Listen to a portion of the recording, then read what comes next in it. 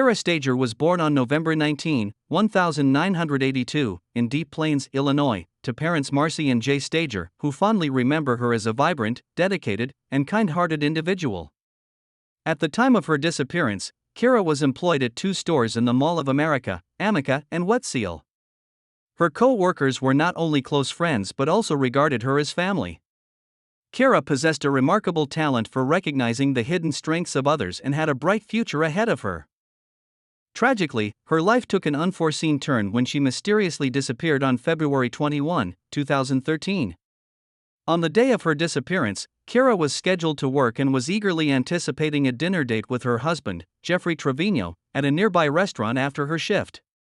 Kara and Jeffrey had met 3 years earlier and quickly fell in love, eventually marrying.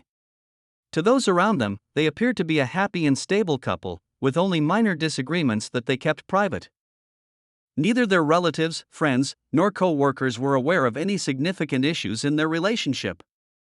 On Saturday, February 23, Kara's co-workers grew concerned when she did not arrive for her shift, as she was known for her punctuality and strict adherence to her schedule. When they were unable to reach her, they contacted her husband, Jeffrey. He informed them that Kara had left their home the previous morning and had not returned, which, while not entirely unusual, was concerning as Kara occasionally spent the night at a friend's or relative's house. The severe snowstorm that day raised significant concerns. Jeffrey speculated that Kara's vehicle may have become immobilized and that her phone battery could have died, rendering her unable to reach out for help. After failing to hear from her, Jeffrey filed a missing persons report for his wife, Kara, and also notified her family about her disappearance. Her family was taken aback and profoundly troubled by the news. Following the report, detectives initiated an investigation into Kara's case, adhering to standard procedures. They began by interviewing Jeffrey and searching the nearby areas. Detectives visited Jeffrey at his residence to inquire about Kara's whereabouts. He recounted that the previous Thursday, he and Kara had spent quality time together, enjoying dinner, conversing, bowling, and then leaving the mall. According to Jeffrey, they returned home directly afterward, where Kara intended to watch a movie. He also mentioned that Kara departed from their home the next Friday morning at approximately 8:30 a.m. to attend a mandatory work event. He noted that Kara was acting normally and did not exhibit any unusual behavior prior to her departure. Although Jeffrey was unaware of Kara's location, he was not particularly worried about her frequent absences. They had minor relationship issues, but he did not view them as serious. When questioned, he dismissed the possibility of Kara having an affair, referencing a prior conversation in which she had denied such claims. Jeffrey asserted that he trusted and loved his wife. Investigators communicated the information to patrol units and proceeded to the mall. America is set to verify Jeffy's testimony regarding the Mall of America in Bloomington, recognized as one of the largest shopping centers globally. The mall is equipped with numerous security cameras, which detectives utilized to investigate Kara's disappearance by examining the footage from February 21 st, the day she left work. The footage revealed no unusual activity, confirming Jeffy's account, as it showed him meeting Kara after her shift and spending time together at the mall before they departed. There were no indications of any disputes or disturbances. Kara's family faced immense distress over her disappearance, and their anxiety intensified with each passing day. In response, they decided to travel to Bloomington to assist in the investigation. They created flyers featuring her image and distributed them throughout the area in hopes of garnering attention for the search. Investigators also interviewed neighbors and obtained footage from a security camera that partially captured Kara and Jeffy's residence. Additionally, Kara's cell phone records became accessible, revealing a significant lead involving a man named Ryan, a manager at Kara's workplace, with whom she had a long-term and intense relationship. The police began investigating Ryan after discovering that he had traveled out of state during Kara's disappearance, which raised suspicions given their past romantic involvement and their simultaneous relocations.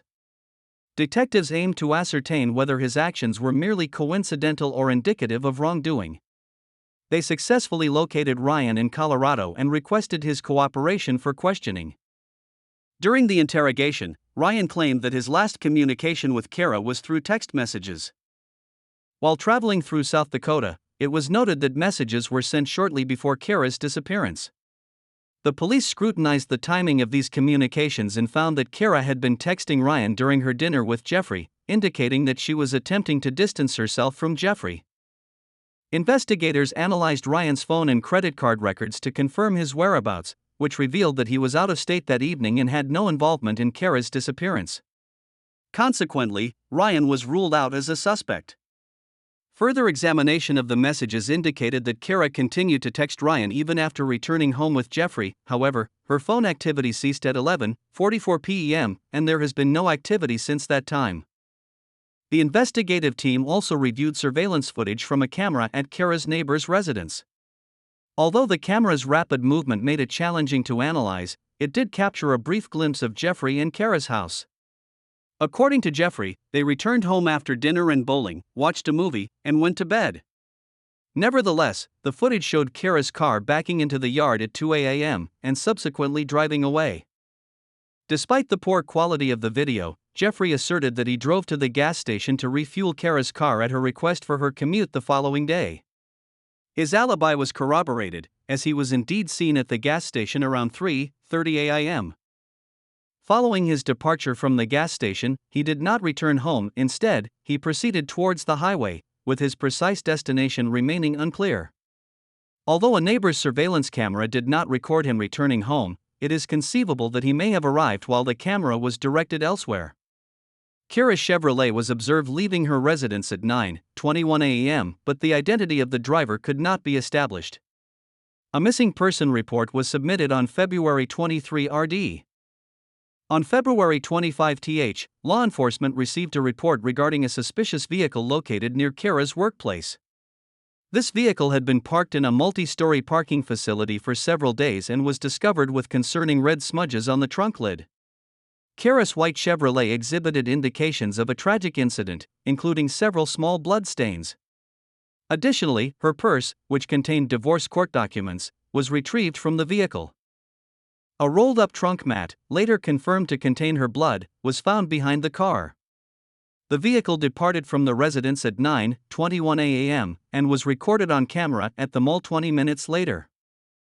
Unfortunately, there was no surveillance in the parking area where the car was ultimately located. However, footage from a camera capturing the route leading to the vehicle revealed a man in a hoodie, which was not unusual given the cold conditions, walking after the car had entered the parking lot. The man then crossed the street and approached a taxi stand. A brief dialogue occurred between a driver and a passenger prior to entering the vehicle and departing. The police successfully identified the taxi service and traced the specific vehicle the individual had used by monitoring the timing of the interaction, as the taxis were fitted with GPS tracking systems.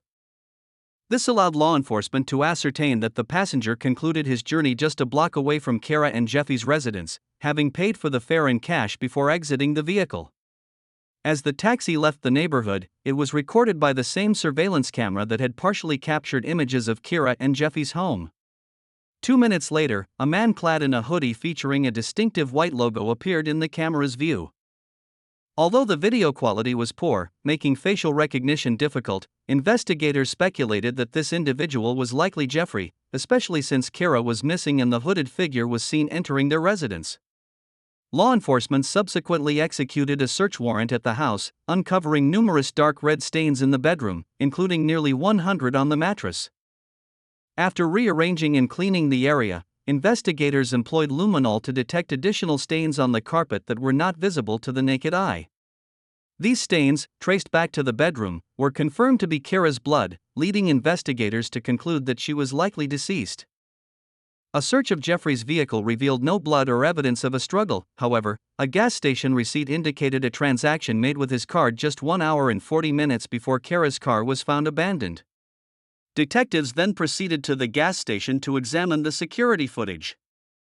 The video footage depicted Jeffrey refueling his vehicle before entering an establishment to withdraw cash from an ATM. This provided a clear image of Jeffrey's face and displayed a logo on his jacket that corresponded with that of the individual seen in earlier recordings.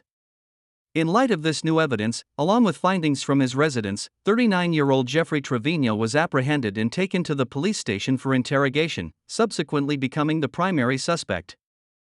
During the questioning, Jeffrey reached out to his attorney, who advised him to exercise his right to remain silent. The police possessed sufficient evidence to file charges against him but required the discovery of Kara's body to substantiate his culpability. After months of extensive searches conducted by law enforcement, Kara's family, and volunteers, a suspicious bag was located by the roadside at Keller Lake, near Trevino's residence. As the snow began to thaw in late March, a bag containing a blood-stained pillow, shirt, and bra was uncovered, with forensic analysis confirming the presence of Kara's DNA on these items. Although divers attempted to search the lake, their efforts were hampered by ice, and no remains were recovered. The surrounding area was meticulously searched using 4 trained dogs, but these attempts yielded no results.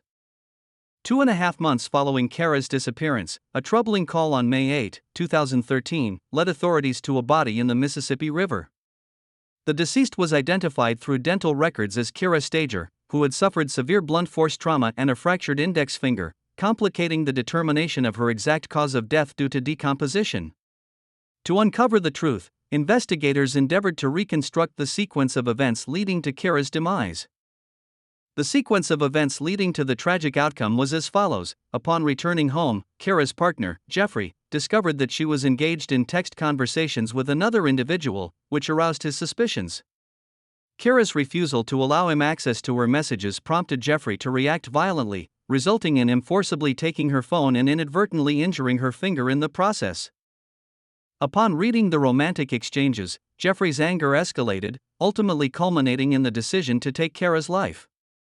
Following the act, he sought to eliminate any traces of his crime. He utilized Kara's vehicle to transport her body to a location where he concealed it in the trunk. Before proceeding to a river to dispose of the remains, he made a stop at a gas station. On his return journey, he discarded a bag containing Kara's pillow and clothing. The subsequent day, he visited a gas station to withdraw cash from an ATM, anticipating the need for funds to secure a taxi after abandoning Kara's car in a mall parking lot. Once he had disposed of the vehicle, Jeffrey returned home and dedicated the remainder of the day to cleaning, aiming to create the illusion that Kara had left her car voluntarily and was unharmed. However, surveillance footage ultimately undermined his efforts. On October 23, 2013, a jury found Jeffrey Trevino guilty, concluding that his actions were not premeditated but rather the result of a heated confrontation that spiraled into violence upon discovering Kara's infidelity. Jeffrey Trevino was sentenced to 272 years in prison in November 2013, with eligibility for parole set for 2031.